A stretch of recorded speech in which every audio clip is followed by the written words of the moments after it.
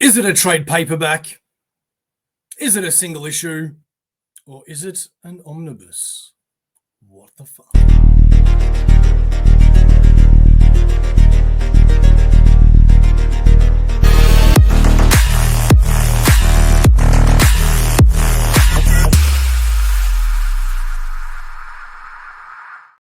Ladies and gentlemen, boys and girls, collectors of all ages, welcome back to Aussieverse. I am OmniBeau, and thank you for welcoming me into your home for a quick little video about all things small omnis. Now, I've decided to talk about this video just quickly because that's just me on automatic pilot. Today, I got a book, and it's an omnibus, and when I grabbed it, it was very, very thin. Now, these are usually not a surprise, because when you buy a book, you know how many issues is going to be in it. So you know it's going to be a thin omni. It's no surprise. And if you do, well, then you haven't really done your research or read the information that's meant to be in the omnibus. So the omnibus that I got today was Donny Cates and Otley's Hulk run.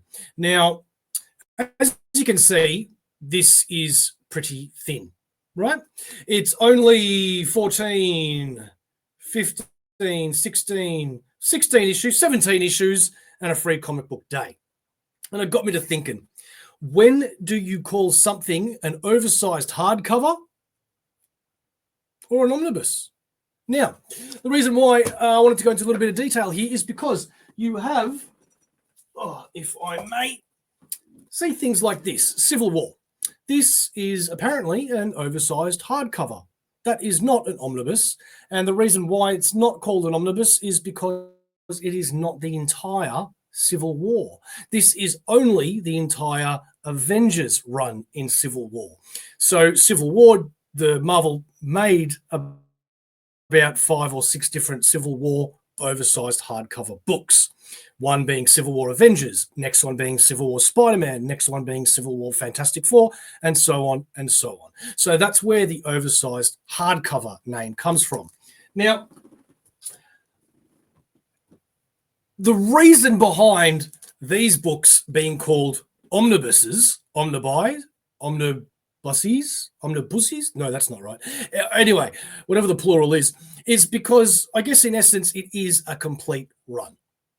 As small as it may be, it is a complete run. This is the entire Donny Cates and Ryan Otley Hulk run. So therefore, when they pop it in, they call it an omnibus. Okay, that's fair enough. Can't really complain with that. And it is a cheaper price than your normal size omnibuses. The reason why it's just a little bit of a shocker is because when you think of an omnibus, you think of a big bad boy. And I'm talking like these, man, like the big books, right? And then I started to look around. And I'm like, you know what? I've actually got a few of these. And some of them, a couple of them, are really ridiculous. So first of all, I don't know why Marvel decided to release a Deadpool run of omnibuses and call them minibus, which they did, because these are a mini omnibus. Now, look at the size of these. Pretty damn similar, aren't they? So I don't know why Marvel wouldn't call this a Hulk minibus. Maybe they think there's something wrong with the word mini in a collection. I don't know. But Deadpool did do 4 of these minibuses, and they're really cool. They aren't a complete storyline. They are many different mini-series.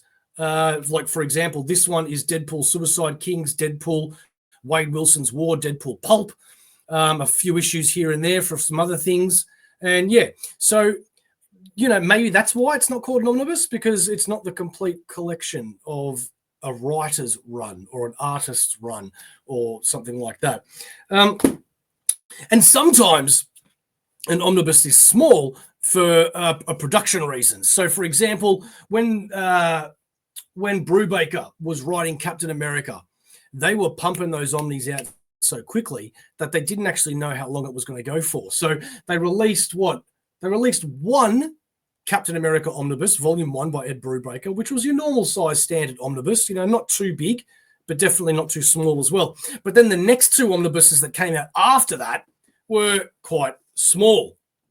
easily this could be one omnibus. This is Captain America Lives, and this is The Death of Captain America. So, yeah, man, this could have definitely been one omnibus. But Marvel didn't want to wait, I guess. They wanted to just pump it out, and people had to then pay for 2 omnibuses instead of 1, which was a bit of a pain in the tuchus.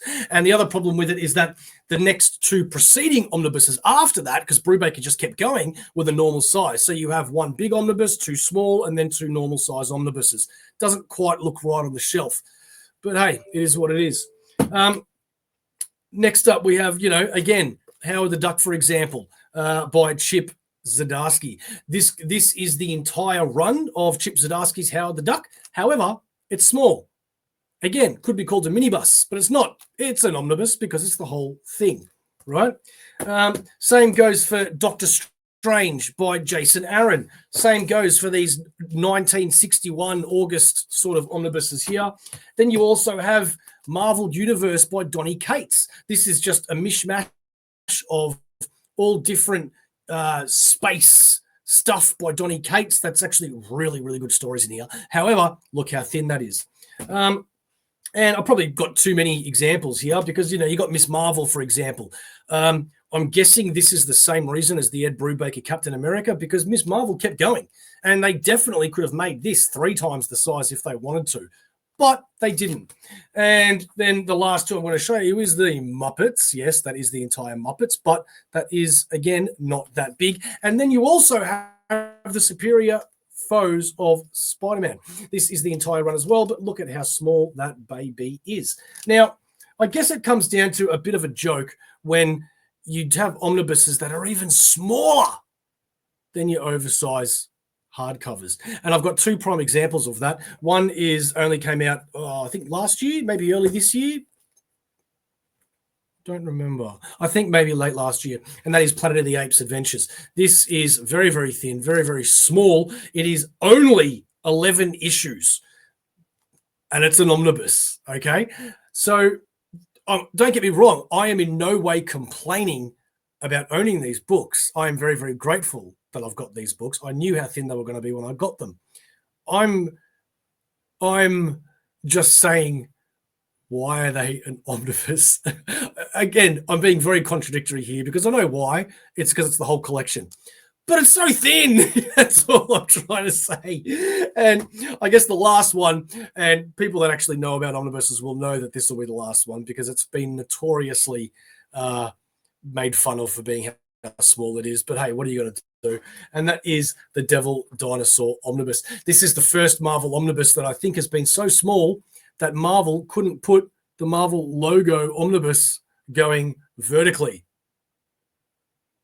Horizontally, they had to make it vertically. So they had to do that way. This is Devil Dinosaur, and this is only 9 issues. And that has got to be the smallest omnibus I've ever seen in my life. So, hey, would you buy these small omnibuses? Do you prefer the small omnibuses? Because a lot of people hate the big ones. Do you wish that the big omnibuses were chopped down into smaller sizes? Or do you hate those small ones and it just irritates you that they call them omnibuses? What side of the fence do you sit on? I really want to know. Please let me know in the comments. Please like and subscribe for more. This is Aussieverse, and we are for life.